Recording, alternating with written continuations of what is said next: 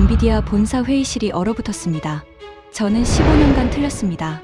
15년 경력의 수석 엔지니어가 전 임원 앞에서 충격 고백을 했습니다. 삼성 평택 출장 후 그가 가져온 건 검증 보고서가 아니었습니다. 2천억 원짜리 장비가 수십 대, 50조 원이 한 해에 쏟아지는 곳, 축구장 80개 규모에서 24시간 쉬지 않고 돌아가는 AI 시대의 심장. 우리가 검증하러 간 게 아니었습니다. 우리가 배워야 했습니다. 3일 만에 그의 모든 생각이 뒤바뀌었습니다. 그리고 그가 본 진실에 엔비디아 전체가 발칵 뒤집혔습니다. 평택에서 목격한 충격적인 반전의 전말을 지금 공개합니다. 시작하기 전 구독과 좋아요, 그리고 대한민국 화이팅 댓글로 한국을 응원해주세요. 15일 금요일 오후 2시 캘리포니아 산타클라라에 있는 엔비디아 본사 5층 회의실에 제가 서 있었습니다. 창밖으로 보이는 실리콘밸리의 푸른 하늘과는 대조적으로 회의실 안 분위기는 무거웠습니다. 톰 부사장을 비롯한 15명의 임원들이 저를 주시하고 있었습니다. 제 손은 떨리고 있었습니다. 15년 엔지니어 생활을 하면서 한 번도 이런 말을 해본 적이 없었기 때문입니다. 심호흡을 한 번 하고 입을 열었습니다. 저는 15년간 틀렸습니다. 회의실이 순간 정적에 휩싸였습니다. 톰 부사장의 눈썹이 올라갔고 옆에 앉은 케빈 팀장은 커피잔을 든 채 굳어버렸습니다. 제가 3일 전에 가져갔던 검증 보고서 양식, 그거 전부 쓸모없습니다. 삼성 평택 캠퍼스에서 제가 본 것은 검증할 대상이 아니었습니다. 노트북을 열었습니다. 제가 몰래 찍어온 사진 한 장을 띄웠습니다. 거대한 건물 앞에 트럭 크레인이 서 있고 그 위에 집채만 한 장비가 실려 있었습니다. 이게 한 대에 2천억 원짜리 EUV 노광 장비입니다. 저 건물 안에만 이런 게 수십 대 있습니다. 그것도 24시간 쉬지 않고 돌아가고 있었습니다. 케빈이 먼저 반응했습니다. 제임스, 우리도 EUV 있잖아. 그게 뭐가? 규모가 다릅니다. 제 목소리가 떨렸습니다. 우리 본사 팹 전체보다 삼성 평택 캠퍼스 한 동이 더 컸습니다. 축구장 20개를 합쳐놓은 크기가 한 동이고 그런 동이 4개였습니다. 톰 부사장이 몸을 앞으로 기울였습니다. 제임스, 진정하고 처음부터 차근차근 설명해봐. 도대체 뭘 본 거야? 저는 노트북을 덮었습니다. 3일 전으로 돌아가야 했습니다. 제가 얼마나 오만했는지, 얼마나 착각하고 있었는지를 말씀드려야 했습니다. 3일 전 화요일, 바로 이 회의실에서 시작됐습니다. 하지만 진짜 충격은 아직 말씀드리지 않은 것이었습니다. 평택에서 본 것은 공장이 아니었습니다. 그건 AI 시대의 심장이었습니다. 그리고 그 심장을 쥐고 있는 건 우리가 아니었습니다. 3일 전 화요일 오전 10시 같은 회의실이었습니다. 하지만 분위기는 완전히 달랐습니다.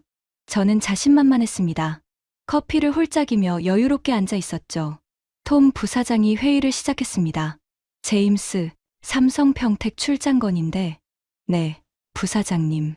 삼성에서 HBM사 검증 요청이 들어왔어. 일시 디램을 쓴 차세대 제품이라고 하더군.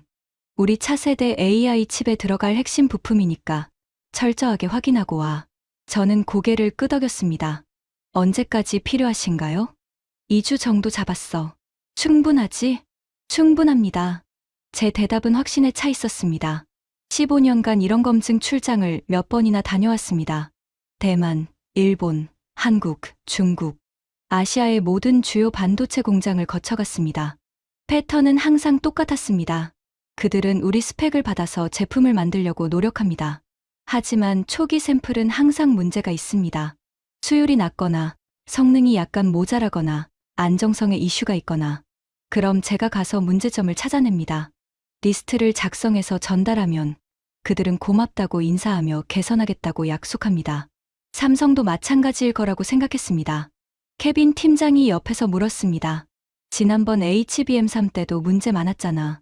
이번엔 어떨까? 저는 어깨를 으쓱했습니다. 비슷하겠죠. 일시 디램은 공정이 까다로워요. 10나노미터급 미세 공정인데다가 적층 기술까지 들어가니까 초기 수율 70% 넘기기도 어려울 겁니다. 2주면 문제점 다 찾을 수 있어? 당연하죠. 제가 MIT에서 디램 아키텍처 연구했던 거 아시잖아요. 클린룸 들어가서 하루 이틀 보면 어디가 문제인지 바로 보입니다. 실제로 저는 디램 전문가였습니다. 박사 논문 주제가 차세대 메모리 아키텍처였고 엔비디아에 입사한 후로도 HBM 팀에서 10년을 일했습니다. 우리 회사 AI 칩에 들어가는 메모리를 가장 잘 아는 사람 중 한 명이었죠. 톰 부사장이 물었습니다. 삼성 측에서 특별히 요구한 거 있어? 네. 보안이 엄격하다고 하더군요. 스마트폰이랑 노트북 못 가져간답니다. 카메라도 특별 허가 받은 것만 가능하고. 케빈이 웃었습니다. 뭐가 그렇게 대단하길래. 우리도 기밀 많은데. 저도 웃으며 대답했습니다. 아시아 회사들이 원래 그래요. 보안에 과민하죠. 뭐 큰 의미는 없을 겁니다. 그때 옆에 앉은 마크가 끼어들었습니다. 그는 TSMC에서 스카웃된 엔지니어였습니다. 제임스, 평택 캠퍼스 규모는 꽤 크다던데. 크긴 하겠죠. 대규모 생산 시설이니까. 하지만 결국 제조 공장이잖아요. 우리는 설계를 하고 그쪽은 만들기만 하는 거고. 제 말에는 은근한 자부심이 섞여 있었습니다. 엔비디아는 세계에서 가장 혁신적인 AI 칩을 설계하는 회사입니다. 시가총액이 한때 3조 달러를 넘어섰던 실리콘밸리의 자랑이었죠. 반면 삼성은 물론 훌륭한 제조사입니다. 하지만 제조는 결국 제조일 뿐입니다. 진짜 혁신은 설계에서 나옵니다. 적어도 저는 그렇게 믿고 있었습니다. 톰 부사장이 회의를 마무리했습니다. 좋아. 제임스, 꼼꼼하게 확인하고 와. HBM사는 우리 차세대 칩의 핵심이니까. 걱정 마세요. 2주 후에 완벽한 보고서 들고 오겠습니다. 회의가 끝나고 저는 자리로 돌아왔습니다. 책상 위에 펼쳐진 검증 체크리스트를 봤습니다. 지난 10년간 수십 번 사용했던 양식이었습니다. 수율 확인, 불량 패턴 분석, 공정 안정성 평가, 개선 권고사항 도출, 표준적인 절차였습니다. 삼성도 예외는 아닐 거라고 생각했습니다. 출발 전날 밤, 집에서 짐을 싸면서 아내가 물었습니다. 여보, 이번엔 얼마나 걸려? 2주 정도. 한국 평택이라는 데 간대. 평택, 어디야 거기? 서울 근처. 삼성 공장이 있나 봐. 아내는 냉장고에서 맥주를 꺼내 건넸습니다. 맨날 출장만 다니네. 이번엔 뭐 하러 가는데? HBM사라는 메모리 검증. 우리 차세대 AI 칩에 들어갈 부품이야. 또 문제 많겠네? 저는 맥주를 한 모금 마시고 웃었습니다. 당연하지. 신제품이 처음부터 완벽할 리 없잖아. 내가 가서 문제 찾아주고 오는 거야. 우리 남편이 전문가니까. 15년 했으니까. 그날 밤 저는 편안하게 잠들었습니다. 일상적인 출장이라고 생각했으니까요. 수요일, 인천행 비행기 안. 샌프란시스코 국제공항을 이륙한 비행기는 11시간 동안 태평양을 건넜습니다. 저는 비즈니스석에 앉아서 노트북으로 자료를 검토했습니다.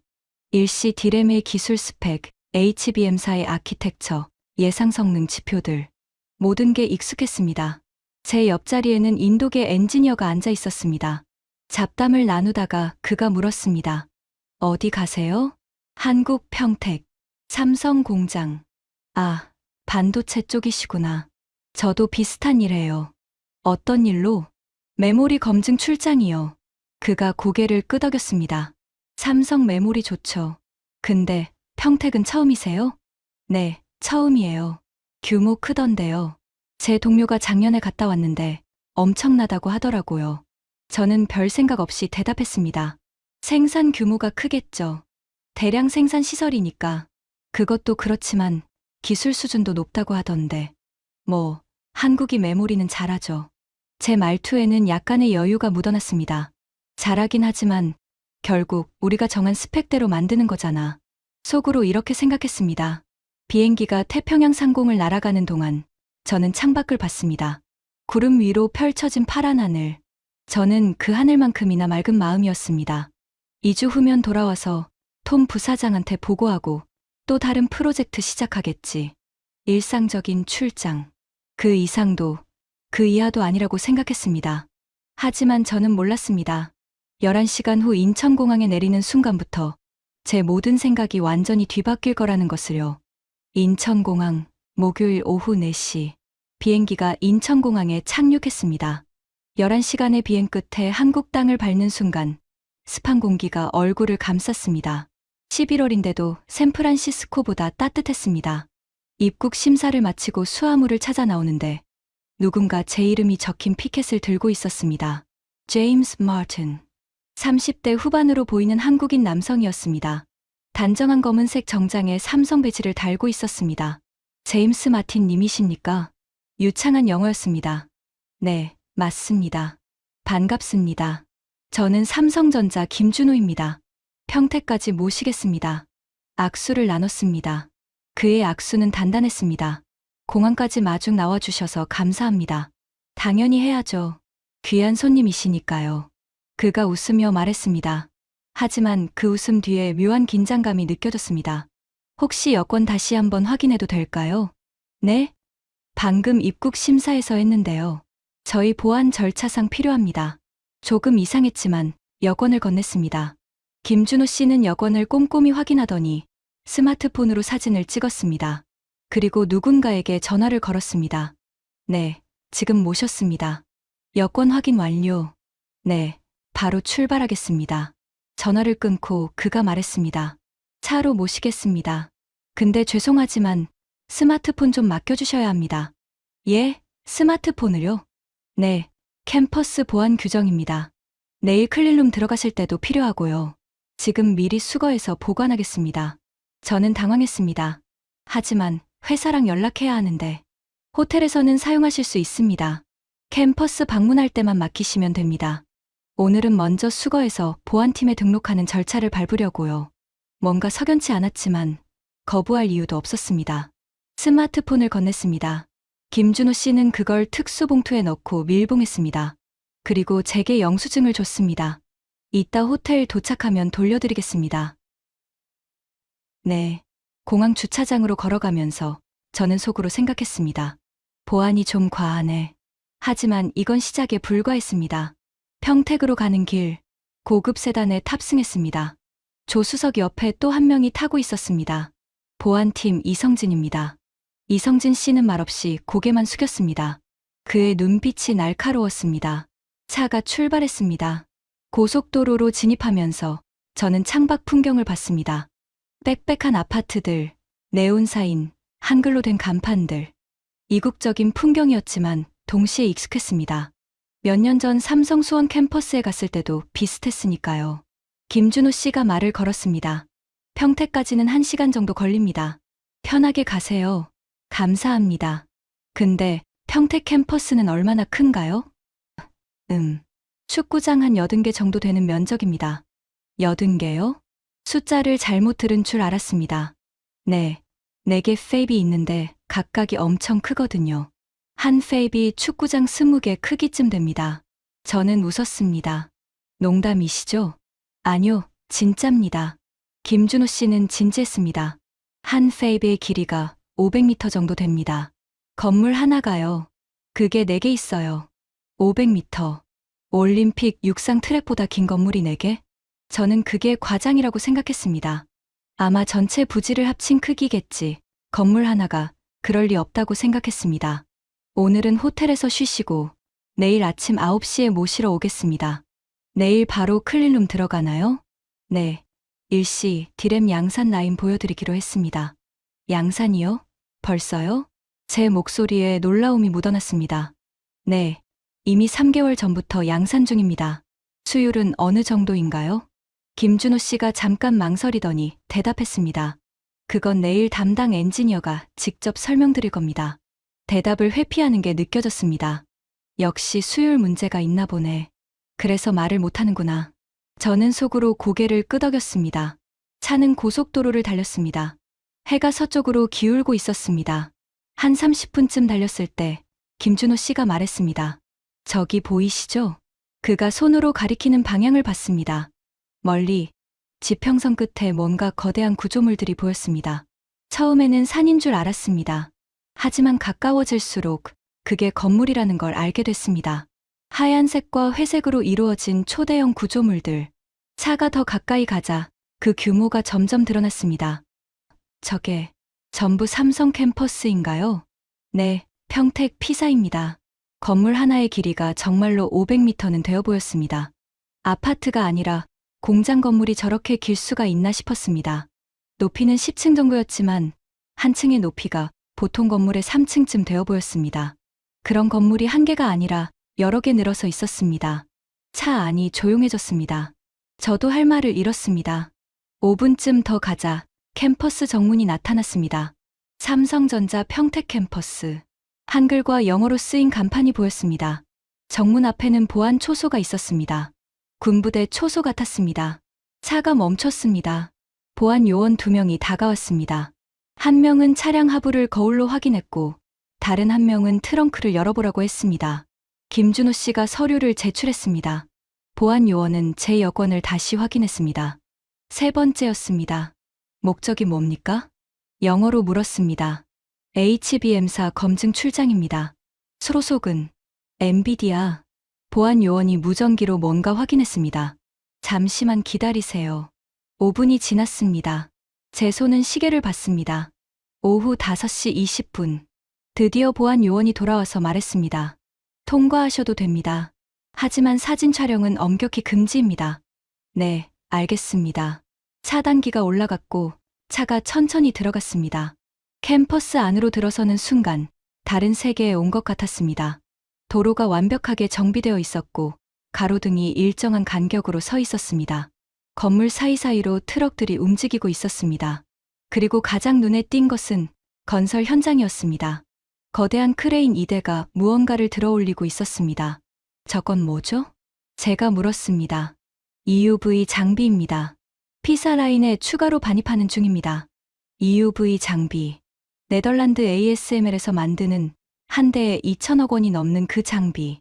집채만 한 크기의 기계가 크레인에 매달려 있었습니다. 저거 한 대에 얼마죠? 2,200억 원쯤 됩니다. 저는 숨을 들이켰습니다. 저게 몇 대나 있나요? 이 캠퍼스에요?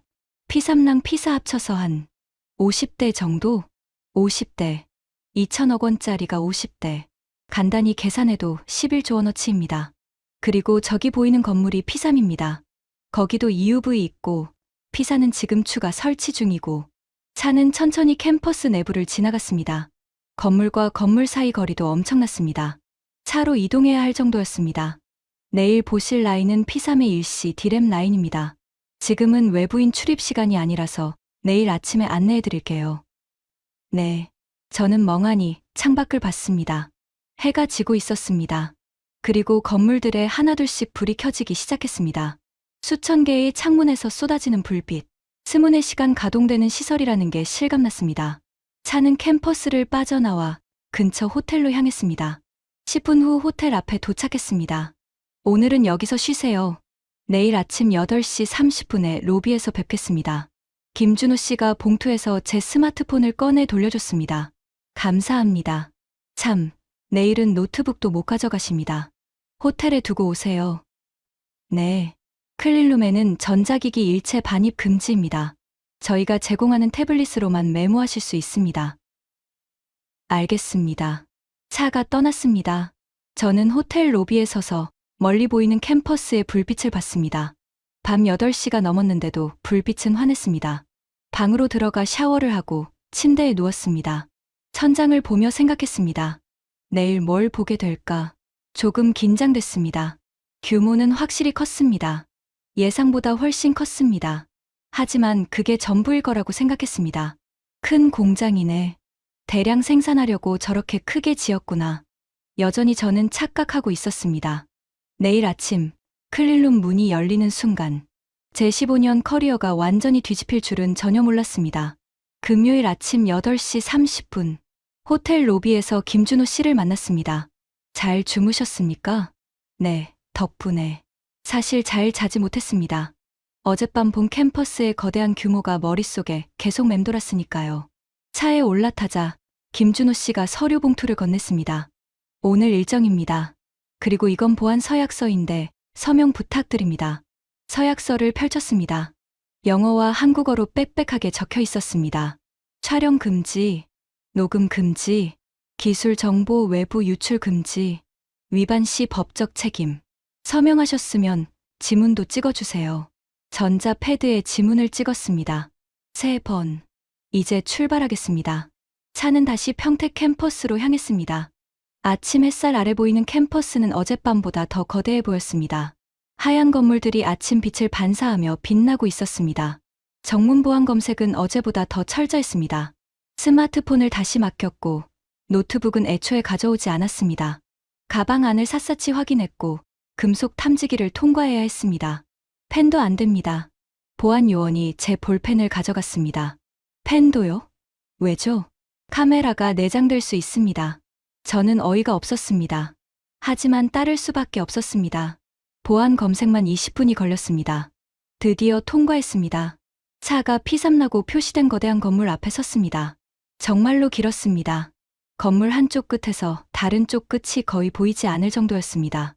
저기서 저기까지가 500m입니다. 김준호 씨가 가리켰습니다. 올림픽 육상 트랙이 400m입니다. 그보다 긴 건물. 안으로 들어가시겠습니다. 건물 입구는 호텔 로비처럼 넓었습니다. 하지만 분위기는 완전히 달랐습니다. 경비원이 4명 있었고 출입 게이트가 있었고 곳곳에 카메라가 있었습니다. 또 다시 신분 확인. 이번에는 생체 인식이었습니다. 홍채 스캔 부탁드립니다. 기계에 눈을 갖다 댔습니다. 빨간 빛이 눈동자를 스캔했습니다. 지문도요. 양손 10손가락 모두 스캔했습니다. 얼굴 인식, 정면, 측면, 위에서 사진을 찍었습니다. 이제 클린룸에 들어가실 건데 먼저 교육을 받으셔야 합니다. 작은 강의실로 안내됐습니다. 30분 동안 안전 교육과 보안 교육을 받았습니다. 영어 통역사가 옆에서 통역해줬습니다. 교육 내용은 간단했지만 엄격했습니다. 허가된 구역 외 절대 출입 금지, 사진 촬영 절대 금지, 장비 접촉 절대 금지, 비상 상황 시 행동 요령. 교육이 끝나고 드디어 탈의실로 이동했습니다. 클린룸에 들어가시려면 방진복을 입으셔야 합니다. 제가 도와드리겠습니다. 탈의실에는 샤워 시설이 있었습니다. 먼저 샤워를 하셔야 합니다. 비누는 저기 있고 머리도 꼼꼼히 감으세요. 샤워까지 해야 하나요? 네, 필수입니다. 피부에서 나오는 각질, 머리카락, 땀 모든 게 오염원입니다. 샤워를 했습니다. 5분. 샤워를 마치고 나오자 에어샤워실로 안내됐습니다. 안으로 들어가서 서 계세요. 투명한 부스 안으로 들어갔습니다. 문이 닫히자마자 사방에서 강한 바람이 불어왔습니다. 왕. 소리가 엄청났습니다. 온몸을 때리는 바람. 30초간 계속됐습니다. 몸에 남은 미세먼지를 제거하는 겁니다. 에어샤워가 끝나고 드디어 방진복을 입기 시작했습니다. 먼저 이 속옷을 입으세요. 특수 소재로 만든 속옷이었습니다. 정전기가 발생하지 않는다고 했습니다. 그 위에 방진복을 입었습니다. 온몸을 덮는 흰색 옷, 다리부터 몸통, 팔까지 전부. 장갑 끼세요. 이중으로 얇은 장갑을 먼저 끼고 그 위에 두꺼운 장갑을 또 끼웠습니다. 신발 커버, 발에 비닐 같은 커버를 씌웠습니다. 이제 후드 쓰세요. 머리 전체를 덮는 후드를 썼습니다. 얼굴만 겨우 보이는 투명 창이 있었습니다. 마스크. 얼굴에 마스크를 착용했습니다. 코와 입을 완전히 덮었습니다. 고글. 눈에 고글을 썼습니다. 이제 제 몸에서 보이는 건 눈뿐이었습니다. 무게가 상당했습니다. 숨쉬기도 약간 답답했습니다. 익숙해지는데 시간이 좀 걸리실 겁니다. 천천히 움직이세요. 거울을 봤습니다. 저는 이제 사람이 아니라 우주복 입은 우주인 같았습니다. 이 과정을 여기 엔지니어들은 하루에 2번에서 3번씩 합니다. 김준호 씨도 똑같은 복장을 하고 있었습니다. 목소리가 마스크를 통해 걸러져 나왔습니다. 전체 과정에 15분이 걸렸습니다. 이제 들어가시죠. 클린룸으로 가는 에어락 앞에 섰습니다. 두꺼운 금속 문. 김준호 씨가 카드를 찍었습니다. 띠리링. 문이 열렸습니다. 안으로 들어가자 문이 닫혔고 또 에어샤워가 시작됐습니다. 30초. 그리고 안쪽 문이 열렸습니다. 노란 빛이 쏟아져 나왔습니다. 저는 한 발 앞으로 내디뎠습니다. 그 순간 제가 본 광경은 제 인생에서 가장 충격적인 것 중 하나였습니다. 문을 통과하는 순간 다른 세계에 들어선 느낌이었습니다. 일단 규모가 압도적이었습니다. 끝이 보이지 않았습니다. 천장은 10m는 좋게 넘어 보였고 좌우로는 수백 미터가 펼쳐져 있었습니다. 체육관이 아니라 비행장 경납고 같았습니다. 그리고 모든 게 노란색이었습니다. 천장에 달린 수천 개의 조명이 노란빛을 내뿜고 있었습니다. 왜 노란색이죠? 포토리소그래피 공정 때문입니다. 자외선에 민감한 공정이 있어서 특정 파장의 빛만 사용합니다. 노란 불빛 아래 거대한 장비들이 질서정연하게 배치되어 있었습니다. 한 대, 두 대가 아니었습니다. 수십 대, 아니 수백 대. 각각의 장비가 집 한 채만 한 크기였습니다. 높이 3m, 폭 5m, 길이 10m. 그런 장비들이 끝없이 이어져 있었습니다. 하얀 방진복을 입은 사람들이 곳곳에서 움직이고 있었습니다. 수십 명, 아니 수백 명. 여기서 몇 명이 일하나요? 이 라인에요? 한 교대에 약 300명 정도입니다. 3교대니까 총 900명쯤 되죠. 900명. 한 공장 라인에 900명. 저는 천천히 걸으며 주위를 둘러봤습니다. 공기가 달랐습니다. 뭐랄까, 질감이 다른 느낌이었습니다. 숨을 쉴 때마다 너무나 깨끗한 공기가 폐로 들어왔습니다. 공기가 다르게 느껴지시죠? 김준호 씨가 말했습니다. 네, 확실히. 여기는 클래스 1 클린룸입니다. 1세제곱미터당 먼지 입자가 10개 이하로 유지됩니다. 10개요? 네. 일반 대기 중에는 수백만 개의 먼지 입자가 있습니다. 병원 수술실도 10만 개 정도 됩니다. 여기는 10개입니다. 상상이 안 됐습니다. 그만큼 깨끗하다는 뜻이었습니다. 온도는 정확히 섭씨 22도로 유지됩니다. 0.1도 오차도 허용되지 않습니다. 습도도 마찬가지고요. 김준호 씨가 앞장서서 걸었습니다. 이쪽이 일시 디램 라인입니다. 특정 구역으로 이동했습니다. 장비들 사이로 좁은 통로가 있었고 그 통로를 따라 걸었습니다. 한 장비 앞에서 멈췄습니다. 이게 EUV 노광 장비입니다. 어제 크레인에 매달려 있던 그 장비. 가까이서 보니 더 압도적이었습니다. 높이가 제 키의 2배는 됐고 길이는 작은 버스만 했습니다. 한 대에 얼마라고 했죠? 이 모델은 2,200억 원입니다. 이 라인에 몇 대 있나요? 여기 P3에요? 12대입니다. 12대. 간단히 곱하면 2조 6천억 원. 그리고 이건 P3 하나의 라인일 뿐이었습니다. EUV가 하는 일이 뭐죠? 회로를 그립니다. 웨이퍼 위에 극자외선을 쏴서 나노 단위의 회로를 새기는 거죠. 정밀도는 10나노미터급입니다. 머리카락 굵기의 만분의 1이죠. 저는 장비 앞에 서서 한참을 봤습니다. 장비 내부에서 뭔가 움직이는 소리가 들렸습니다. 윙 하는 기계음. 지금도 작동 중인가요? 네. 24시간 쉬지 않습니다. 옆을 보니 다른 EUV 장비도 똑같이 작동하고 있었습니다. 12대 전부. 연간 가동률이 어떻게 되죠? 90% 이상 목표입니다.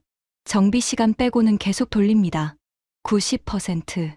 1년 365일 중에서 328일을 돌린다는 뜻이었습니다. 이쪽으로 오세요. 다른 구역으로 이동했습니다. 투명한 유리 너머로 뭔가가 보였습니다. 저게 웨이퍼입니다. 원형의 얇은 판. 지름이 30cm 정도 되어 보였습니다. 표면이 거울처럼 반짝였습니다. 12인치 웨이퍼입니다. 실리콘으로 만들어졌고요.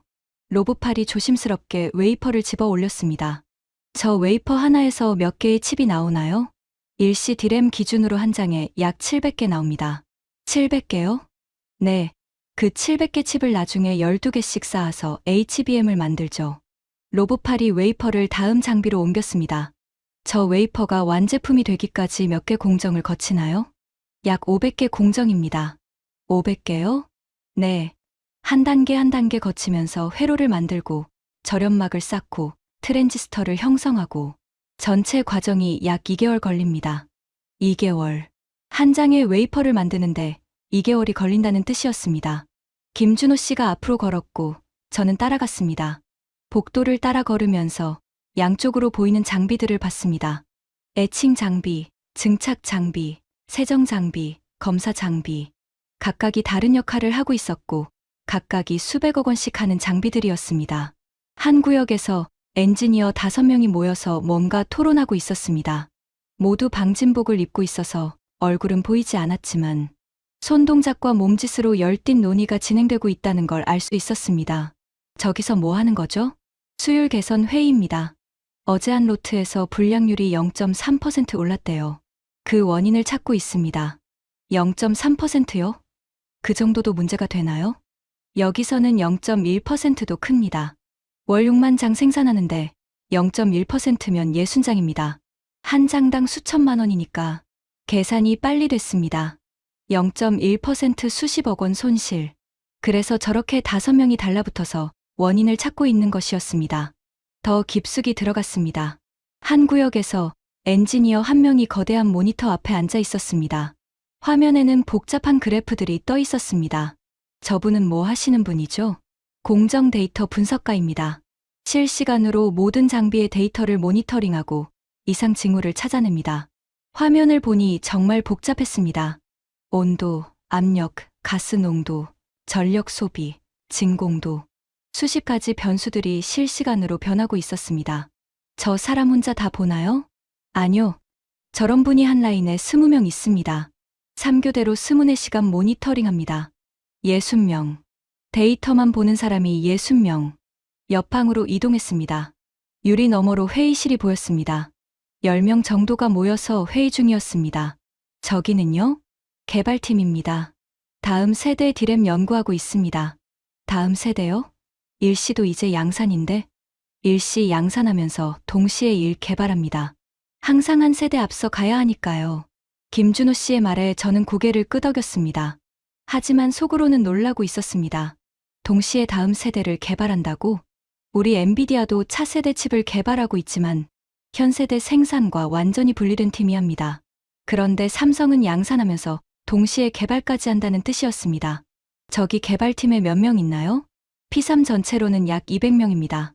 200명의 연구진. 한 캠퍼스에만 복도를 더 걸었습니다. 방진복 입은 사람들이 계속 지나갔습니다. 누구는 태블릿을 들고 있었고, 누구는 케이스를 들고 있었고, 누구는 빠른 걸음으로 어딘가로 향하고 있었습니다. 모두가 목적이 있었고, 모두가 자신의 일을 정확히 알고 있다는 느낌이었습니다. 저기 계신 분은요? 한 엔지니어가 장비 앞에서 뭔가 조정하고 있었습니다. 장비 엔지니어입니다. 매일 아침 장비 점검하고 캘리브레이션 합니다. 학력은 어떻게 되나요? 보통 석사 이상입니다. 박사도 많고요. 석사, 박사급 인력이 장비 점검을 한다는 뜻이었습니다. 제 머릿속에 어떤 편견이 흔들렸습니다. 단순 생산 공장이 아니네. 김준호 씨가 저를 한 방으로 안내했습니다. 여기가 중앙 관제실입니다. 문을 열고 들어갔습니다. 방진복을 벗지 않아도 되는 구역이었습니다. 벽 한쪽을 가득 채운 대형 스크린이 보였습니다. 스크린에는 클린룸 전체의 평면도가 떠 있었고 각 장비의 상태가 실시간으로 표시되고 있었습니다. 초록색 정상 가동, 노란색 점검 중, 빨간색 오류. 대부분이 초록색이었습니다. 가동률이 실시간으로 나옵니다. 지금 94.3%네요. 스크린 한쪽에 큰 숫자가 떠 있었습니다. 94.3%. 목표가 90%라고 했죠? 네, 넘어섰습니다. 올해 들어서 계속 93에서 95 사이를 유지하고 있습니다. 관제실에는 엔지니어 3명이 앉아서 모니터를 보고 있었습니다. 한 사람이 키보드를 두드렸고 스크린이 바뀌었습니다. 이번에는 생산량 데이터였습니다. 이번 주 웨이퍼 생산량 14,237장, 월 누적 58,941장, 목표 6만 장, 달성률 98.2%. 저는 숫자를 다시 봤습니다. 월 6만 장. 한 장에 700개 칩이 나온다고 했습니다. 그럼 월 4,200만 개. HBM 하나에 12개 칩이 들어간다고 했으니 월 350만 개의 HBM. 이 생산량이면 제가 중얼거렸습니다. 네. 전 세계 HBM 수요의 상당 부분을 커버할 수 있습니다. 김준호 씨가 대답했습니다. 그리고 내년 상반기에 P사가 완전 가동되면 생산량이 2배로 늘어납니다. 2배. 월 700만 개의 HBM. 지금도 주문이 밀려 있습니다. 내년 상반기 물량은 이미 80% 예약됐습니다. 80%요? 벌써? 네, 엔비디아, AMD, 구글, 마이크로소프트. 다들 줄 서 있습니다.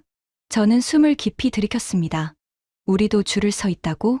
제 머릿속에서 뭔가가 바뀌기 시작했습니다. 스크린이 또 바뀌었습니다. 수율 데이터 89.7%, 목표 90%, 89.7%. 신제품 양산 초기치고는 놀라운 수치였습니다. 이미 90% 가까이 왔네요. 네, 다음 주면 넘을 겁니다. 지난주에 주요 문제점을 해결했거든요. 어떤 문제였죠? 증착 공정에서 균일도 이슈가 있었습니다. 웨이퍼 가장자리 부분에서 불량률이 높았는데 가스 흐름을 조정해서 해결했습니다. 기술적인 설명이었지만 저는 이해할 수 있었습니다. 그리고 더 중요한 건 그들이 문제를 스스로 해결했다는 것이었습니다. 누가 해결했나요? 저희 공정 엔지니어 팀입니다. 외부 도움 없이요? 네. 물론 장비 업체랑 협력은 하지만 근본 솔루션은 저희가 찾았습니다. 또 한 번 편견이 흔들렸습니다. 문제 해결도 스스로 한다고? 다음 장소로 이동했습니다. 검사실이었습니다. 여기서는 완성된 웨이퍼를 현미경으로 검사하고 있었습니다. 이게 전자 현미경입니다. 거대한 기계 앞에 엔지니어 한 명이 앉아 있었습니다. 모니터에는 웨이퍼 표면이 엄청나게 확대되어 나타나 있었습니다. 수십억 개의 트랜지스터가 빽빽하게 배열되어 있었습니다. 저게 10나노미터 회로입니다. 화면을 보니 경이로웠습니다. 머리카락 굵기의 만분의 1점. 그 작은 크기의 트랜지스터를 집어넣다니. 한 칩에 트랜지스터가 몇 개 들어가나요? 일시 디램 한 개에 약 80억 개입니다. 80억. 한 칩에 80억 개의 스위치. 불량 검사는 어떻게 하나요? 전수 검사합니다. 웨이퍼 한 장 한 장 전부요. 시간이 엄청 걸리겠네요. 자동화되어 있습니다. AI가 이미지 분석해서 불량을 찾아냅니다. AI. 삼성도 AI를 쓰고 있었습니다. AI 모델은 자체 개발인가요? 네. 사내 AI팀에서 개발했습니다. 또, 자체 개발. 검사 시간이 얼마나 걸리죠? 웨이퍼 한 장당 5분입니다. 빠른 속도였습니다. 하루에 몇 장 검사하나요? 약 2,000장입니다. 계산이 빨랐습니다. 2,000장, 5분 1만 분 167시간. 스문의 시간이 아니라 167시간. 스문의 시간 가동해도 시간이 안 맞는데요. 검사 장비가 8대 있습니다. 동시에 돌립니다. 8대. 그래서 스문의 시간 안에 2,000장을 검사할 수 있는 것이었습니다. 모든 게 계산되어 있었습니다. 모든 게 최적화되어 있었습니다. 이제 마지막 단계를 보여드리겠습니다. 또 다른 건물로 이동했습니다. 여기는 패키징 라인이었습니다. 여기서 HBM을 만듭니다. 입구에서 다시 방진복 점검을 받고 들어갔습니다. 패키징 라인은 디램 라인과는 분위기가 달랐습니다. 장비들이 더 작고 더 정밀해 보였습니다. 먼저 웨이퍼를 얇게 만듭니다. 한 장비 앞에 섰습니다. 연마 공정입니다. 웨이퍼 두께를 700마이크로미터에서 50마이크로미터로 줄입니다. 종이보다 얇게 만드는 거네요. 네. 그래야 12개를 쌓아도 전체 높이가 너무 높지 않습니다. 다음 장비로 이동했습니다. 여기서 TSV를 만듭니다. Through Silicon Via. 실리콘을 관통하는 구멍이죠. 구멍 지름이 얼마나 되나요? 5마이크로미터입니다. 5마이크로미터. 머리카락 굵기의 20분의 1점. 그 구멍으로 전기 신호가 통과합니다. 구리를 채워 넣어서 전도성을 만들죠. 다음은 스태킹 장비였습니다. 여기가 핵심입니다. 12개 칩을 쌓아 올리는 곳이죠. 장비 내부를 볼 수 있는 투명 창이 있었습니다. 로봇팔이 정밀하게 움직이면서 칩을 하나씩 집어 올리고 있었습니다. 정렬 정밀도가 0.5마이크로미터 이하여야 합니다. 0.5마이크로미터. 박테리아보다 작은 오차. 사람 손으로는 불가능합니다. 오직 이 장비로만 가능합니다. 로봇팔이 첫 번째 칩을 올려놓았습니다. 그리고 두 번째 칩을 그 위에 정렬했습니다. 화면에 정렬 상태가 실시간으로 표시됐습니다. X축 오차 0.3, Y축 오차 0.2. 초록 불이 들어왔습니다. 정렬 완료. 본딩 시작. 칩과 칩이 접합됐습니다. 같은 과정이 12번 반복됐습니다. 10분 후 HBM 하나가 완성됐습니다. 저게 HBM4입니다. 작은 사각형 칩. 1cm, 1cm 크기. 하지만 그 안에는 12개 층이 들어있고 각 층마다 80억 개의 트랜지스터가 있었습니다. 총 960억 개. 한 개 가격이 얼마죠? 아직 공식 발표 안 됐지만 시장에서는 개당 $300 정도로 예상합니다. $300. 우리 돈으로 40만 원. 1cm짜리 칩 하나가 40만 원. 월 350만 개 생산한다고 했죠? 네. 간단히 계산했습니다. 350만 개, $300, 10억 5천만 달러. 월 1조 4천억 원. 연간 16조 원. 한 제품군에서만. 저는 숨이 막혔습니다. 클린룸을 나와서 구내식당으로 갔습니다. 방진복을 벗고 일반 옷으로 돌아오니 몸이 한결 가벼웠습니다. 점심 드시죠. 김준호 씨가 식당으로 안내했습니다. 직원 식당이었지만 규모가 엄청났습니다. 한 번에 500명은 앉을 수 있을 것 같았습니다. 식사를 받아서 자리에 앉았습니다. 한식이었습니다. 밥, 국, 반찬 여러 가지. 입맛에 맞으실지 모르겠네요. 괜찮습니다.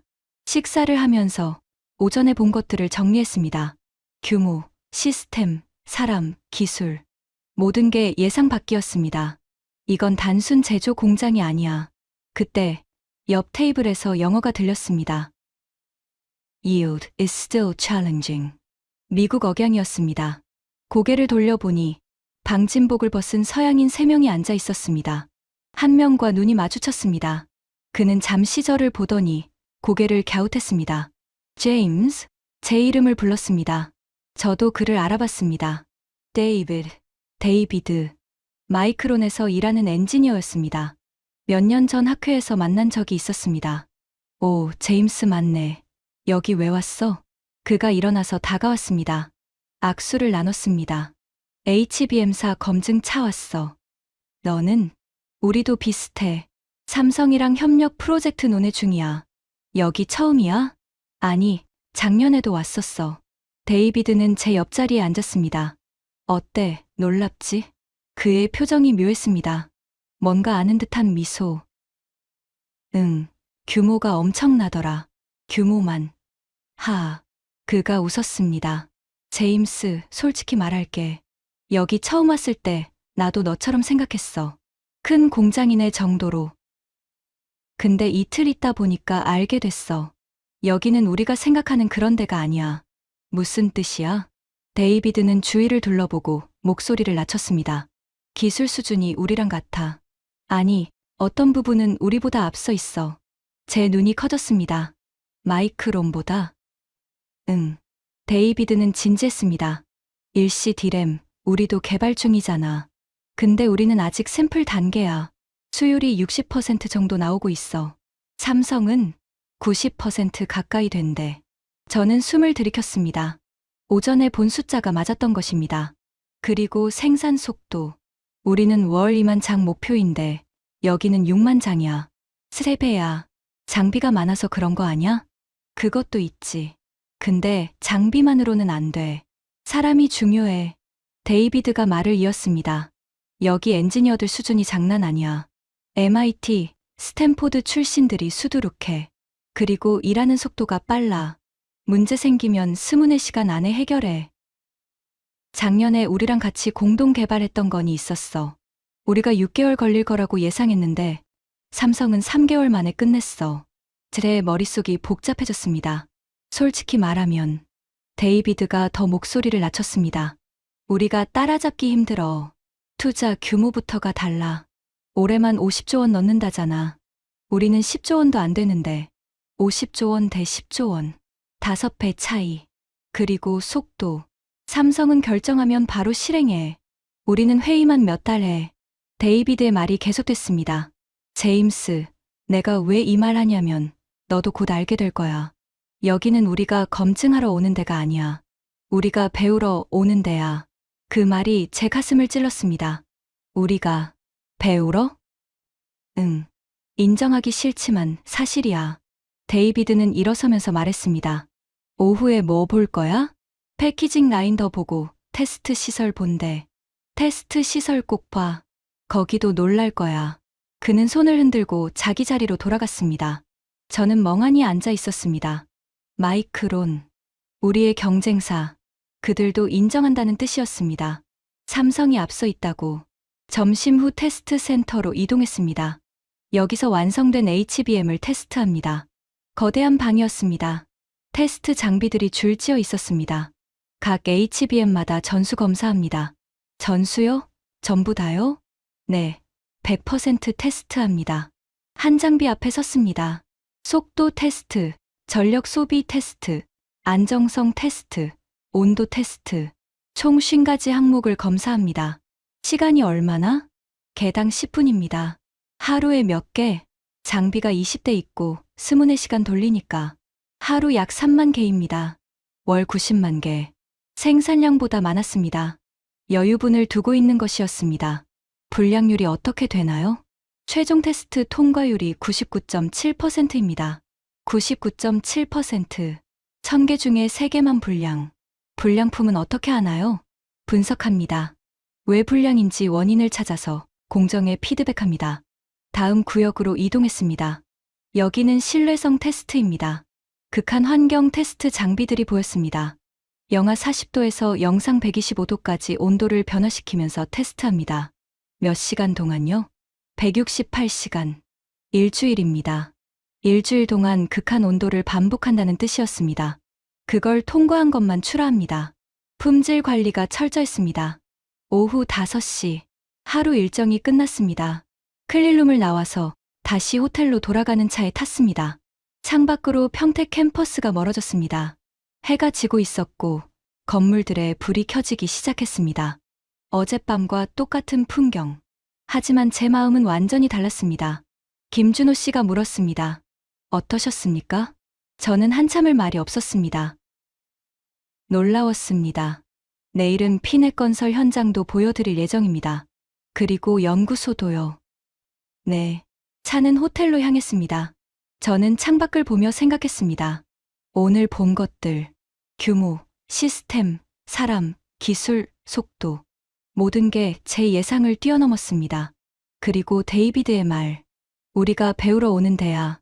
제 15년 커리어 동안 저는 항상 가르치는 입장이었습니다. 문제를 찾아내고 개선 사항을 제시하고 그들은 듣고 고치는, 그게 당연한 거라고 생각했습니다. 하지만 오늘 제가 본 건 문제가 아니라 완성이었습니다.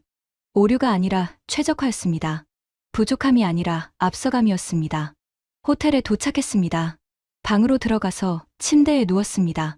천장을 보며 생각했습니다. 내일은 뭘 보게 될까? 그리고 동시에 두려웠습니다. 내일 더 큰 충격을 받으면 어쩌지? 제가 믿었던 모든 게 틀렸다면 어쩌지? 창문을 열었습니다. 멀리 캠퍼스의 불빛이 보였습니다. 밤 10시. 하지만 불빛은 여전히 환했습니다. 저 안에서 지금도 수백 명이 일하고 있을 것입니다. 24시간. 쉬지 않고 그들의 목표를 향해.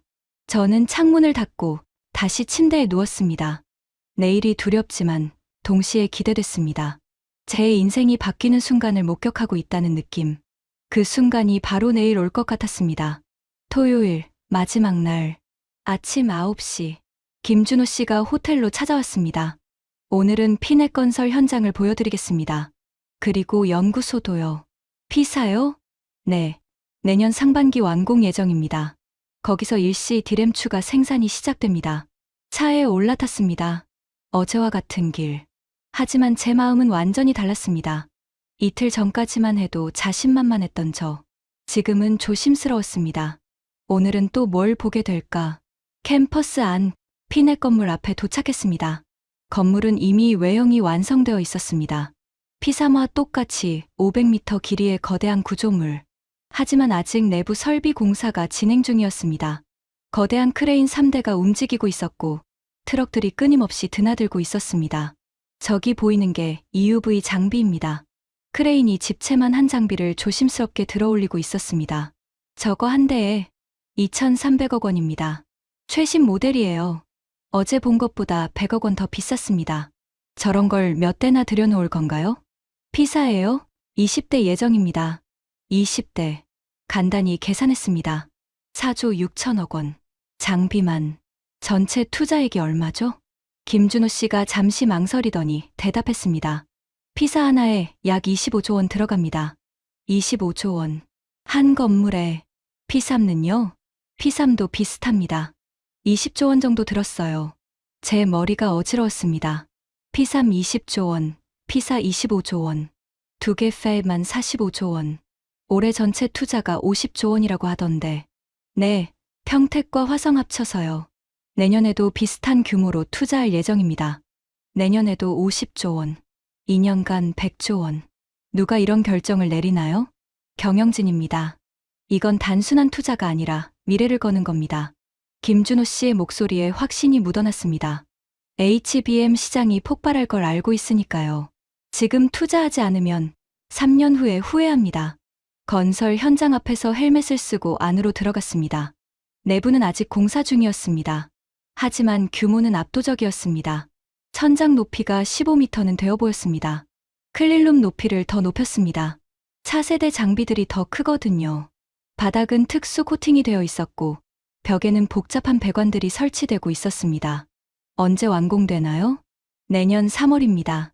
그리고 4월부터 장비 세팅 시작하고 6월부터 양산 시작 예정입니다. 일정이 칼 같았습니다. 만약 지연되면요? 지연은 없습니다. 김준호 씨가 단호하게 말했습니다. 삼성에서 프로젝트 지연은 있을 수 없습니다. 전 세계에서 기다리고 있는데요. 그 말에서 압박감이 느껴졌습니다. 하지만 동시에 책임감도 느껴졌습니다. 피사를 나와서 연구동으로 이동했습니다. 여기가 차세대 메모리 연구소입니다. 10층짜리 건물이었습니다. 1층 로비에 들어서니 벽에 거대한 디스플레이가 있었습니다. 삼성 메모리의 역사가 연대기로 표시되어 있었습니다. 1983년 -64P D램 개발 1992년, 세계 최초 63 D램 2013년, 세계 최초 3D NAND 2023년, HBM3 양산 2024년, 일시 D램 양산 2025년, HBM4 예정, 40년의 역사. 처음엔 일본을 따라잡는 것이 목표였고, 지금은 세계를 선도하고 있었습니다. 5층으로 올라가시죠. 엘리베이터를 타고 5층에 도착했습니다. 복도 양쪽으로 연구실들이 있었습니다. 유리문 너머로 연구원들이 일하는 모습이 보였습니다. 한 연구실 앞에서 멈췄습니다. 여기는 21D램 연구팀입니다. 1료? 일시 다음 세대. 네, 이미 개발 중입니다. 문을 열고 들어갔습니다. 20대 후반에서 30대로 보이는 연구원 10명 정도가 각자의 자리에서 일하고 있었습니다.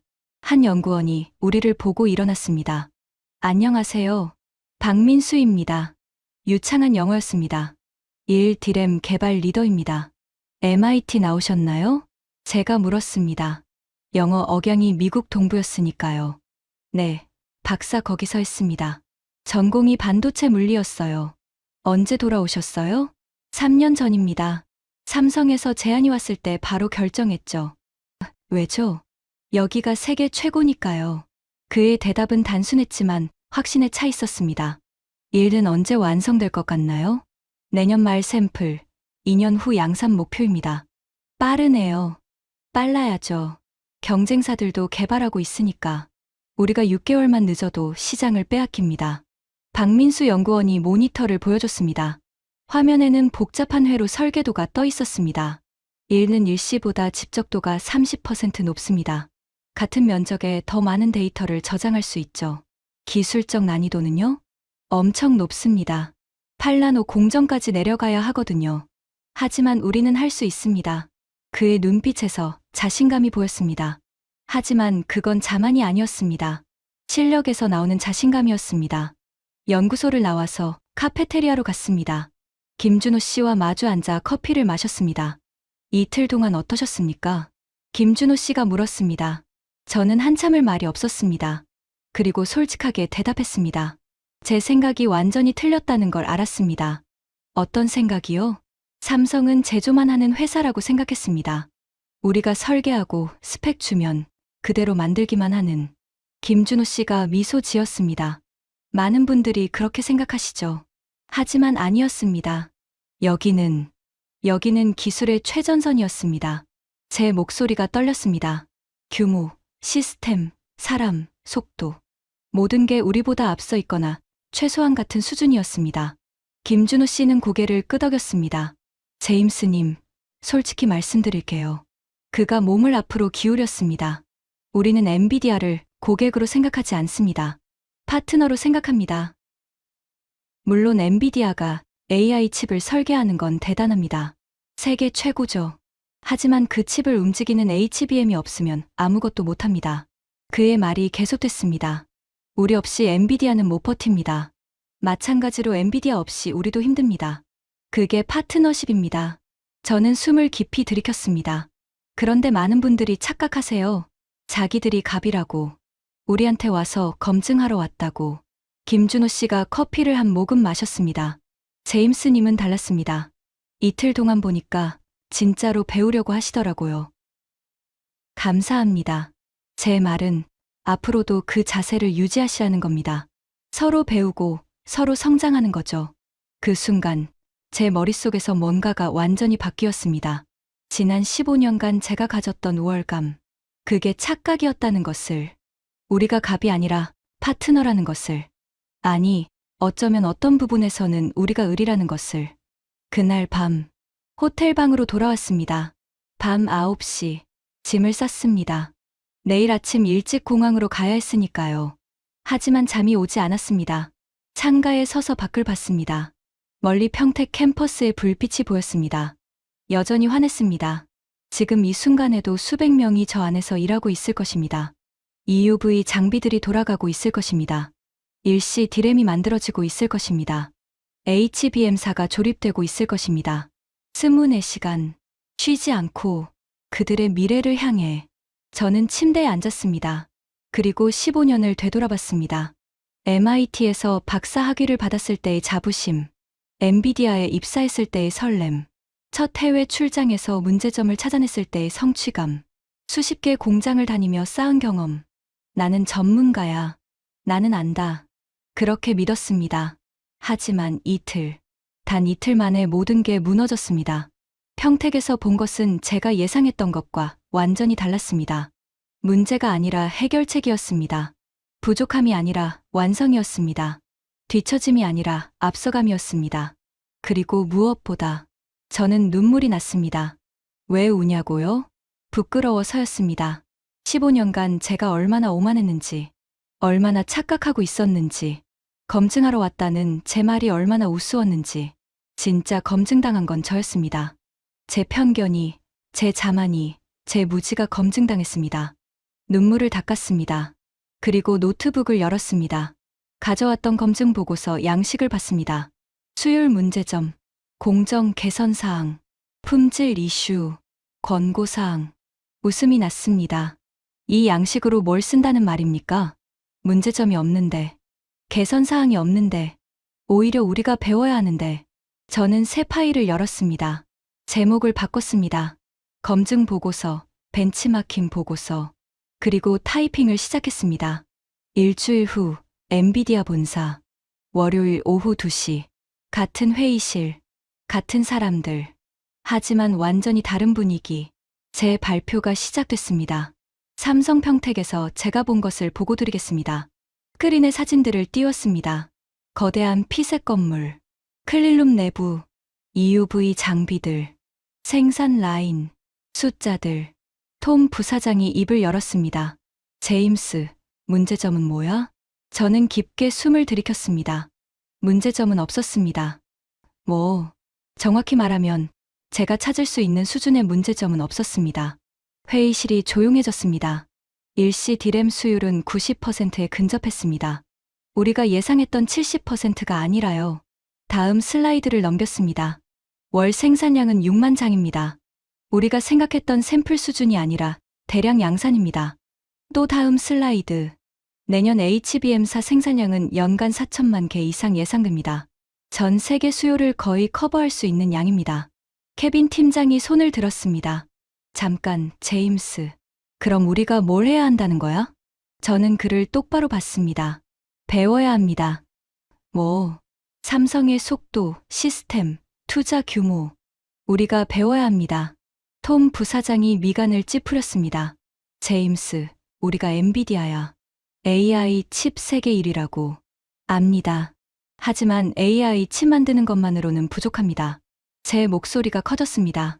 우리 칩을 움직이는 HBM이 없으면 아무 소용없습니다. 그리고 그 HBM을 가장 잘 만드는 곳이 삼성입니다. 스크린을 가리켰습니다. 2천억 원짜리 장비를 수십 대 돌리고 50조 원을 한 해에 투자하고 박사급 인력을 수백 명 투입하는 곳입니다. 그들은 우리 고객이잖아. 케빈이 말했습니다. 아닙니다. 제가 고개를 저었습니다. 그들은 우리 파트너입니다. 서로 없으면 안 되는. 회의실이 조용했습니다. 마이크론 엔지니어를 거기서 만났습니다. 그도 똑같이 말했습니다. 삼성을 따라잡기 어렵다고. 톰 부사장이 뒤로 기대앉았습니다. 제임스, 내 말은 우리가 삼성한테 졌다는 거야? 아닙니다. 제가 대답했습니다. 우리는 AI 칩에서 최고입니다. 그건 변함없습니다. 하지만 삼성은 HBM에서 최고입니다. 그것도 인정해야 합니다. 그리고 그 둘이 만나야 진짜 AI가 완성됩니다. 우리 칩과 그들의 메모리가요. 제 마지막 슬라이드였습니다. 제 제안은 이겁니다. 삼성과의 협력을 더 강화해야 합니다. 기술 공유, 공동 개발, 상주 인력 파견. 경쟁이 아니라 협력으로 가야 합니다. 발표가 끝났습니다. 회의실이 한동안 조용했습니다. 톰 부사장이 먼저 입을 열었습니다. 제임스, 솔직히 내가 이런 보고를 할 줄은 몰랐어. 저도 몰랐습니다. 평택에 가기 전까지는요. 근데 내 말이 맞는 것 같아. HBM 없이는 우리 차세대 칩도 무용지물이니까. 케빈도 고개를 끄덕였습니다. 협력 강화안 검토해 볼게. 회의가 끝나고 자리로 돌아왔습니다. 창밖을 봤습니다. 캘리포니아의 푸른 하늘. 하지만 제 머릿속에는 평택의 밤하늘이 떠올랐습니다. 그리고 그 밤하늘 아래 빛나던 캠퍼스의 불빛. 3개월 후, 엔비디아는 삼성 평택의 상주 엔지니어 5명을 파견했습니다. 저도 그 중 한 명이었습니다. 이번에는 검증이 아니었습니다. 공동 개발이었습니다. 차세대 AI 칩과 HBM사를 최적화하는 프로젝트. 다시 평택 캠퍼스에 섰습니다. 3개월 전과 똑같은 풍경. 하지만 제 마음은 완전히 달랐습니다. 클린룸에 들어가는 15분의 과정도 이제 익숙했습니다. 삼성 엔지니어들과 나란히 앉아 회의를 했습니다. 이 부분에서 레이턴시를 줄이려면 전력 소비를 10% 더 낮출 수 있을 것 같은데 다음 주에 테스트 결과 나오면 대화는 대등했습니다. 가르치는 것도 배우는 것도 아니었습니다. 함께 만드는 것이었습니다. 점심시간. 구내식당에서 밥을 먹으며 박민수 연구원과 이야기를 나눴습니다. 일 개발은 어떻게 돼가요? 순조롭습니다. 샘플이 다음 달 나올 것 같아요. 빠르네요. 빨라야죠. 그가 웃었습니다. 제임스님, 3개월 전하고 생각 많이 바뀌셨죠? 어떻게 아세요? 얼굴에 다 써 있어요. 처음 왔을 때는 검증하러 왔다는 표정이었는데 지금은 같이 만들자는 표정이에요. 저도 웃었습니다. 맞습니다. 많이 바뀌었습니다. 좋은 변화예요. 저녁, 숙소 창문에서 캠퍼스를 봤습니다. 여전히 불빛은 환했습니다. 24시간, 쉬지 않고 미래를 만들어가고 있었습니다. 그리고 이제 저도 그 미래의 일부였습니다. 검증자가 아니라 파트너로. 평택에서 본 것은 공장이 아니었습니다. 그건 AI 시대의 심장이었습니다. 2천억 원짜리 장비 수십 대가 24시간 쉬지 않고 돌아가며 미래를 만들고 있었습니다. 50조 원의 투자가 현실이 되어 거대한 캠퍼스로 세워졌습니다. 박사급 인력 수백 명이 다음 세대를 준비하고 있었습니다. 그리고 저는 깨달았습니다. 기술에는 국경이 없다는 것을. 하지만 최고는 있다는 것을. 그날 평택에서 본 것이 바로 그것이었습니다. 15년 커리어가 무너진 곳. 하지만 동시에 새로운 시작을 배운 곳. 저는 그곳에서 겸손을 배웠습니다. 파트너십의 진짜 의미를 배웠습니다. 그리고 무엇보다 진짜 혁신은 혼자 하는 게 아니라 함께 만드는 것임을 배웠습니다. 오늘도 평택의 불빛은 빛나고 있을 것입니다. 내일도 모레도 AI 시대의 심장이 뛰는 그곳에서. 그리고 저도 그 심장 박동의 일부가 되었습니다. 지금까지 엔비디아 엔지니어 제임스가 평택에서 경험한 충격적인 이야기였습니다. 15년 경력의 전문가도 3일 만에 생각이 바뀌었습니다. 2천억 원짜리 장비 수십 대가 돌아가는 곳, 50조 원이 쏟아지는 대한민국의 기술력, 세계가 인정하는 AI 시대의 심장, 그곳이 바로 평택이었습니다. 이 이야기를 주변에 널리 공유해 주세요. 대한민국의 진짜 실력을 함께 알려갑시다. 구독과 좋아요도 부탁드립니다. 지금까지 터칭 스토리였습니다. 감사합니다.